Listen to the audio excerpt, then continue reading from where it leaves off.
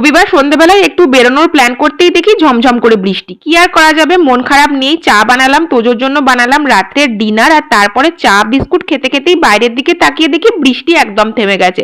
তোজো তো নাচতে শুরু করে দিয়েছে, কারণ বাইরে গিয়ে খাওয়ার প্ল্যানটা আর ক্যান্সেল হলো না। আমরা পৌঁছে গিয়েছিলাম ভ্যাবাচাকা ক্যাফেতে।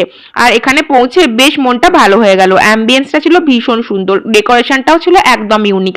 আর যেহেতু বৃষ্টি হয়েছে, ঠান্ডা ঠান্ডা হাওয়া দিচ্ছিল, সেই জন্য রুফটপে ওপেন এরিয়াটা বেশ ভালো লাগছিল দেখতে। আর তার সাথে সাথে খাটিয়াতে বসাও ব্যবস্থা ছিল, চেয়ারে টুলে সব রকম ব্যবস্থাই ছিল বসার। তারপরে মেনু কার্ডের দিকে চোখ গেল। মেনু কার্ড দেখে অর্ডার করে দিলাম হচ্ছে একটা কোল্ড কফি, চিকেন নাগেটস, আর অর্ডার করলাম ফ্রেঞ্চ ফ্রাই, তোজো ভালোবাসে। মোমো অর্ডার করলাম, আর হচ্ছে চিকেন কাটলেট। তোজো তো ফ্রেঞ্চ ফ্রাইয়ের সাথে সাথে চিকেন কাটলেটটাও বেশ ভালোই খেলো। আর এই যে এই চৌকিতেই আরাম করে বসা যায়, গল্প করা যায়, সেজন্য ফ্যামিলি নিয়ে গেলে ভীষণ ভালো লাগবে।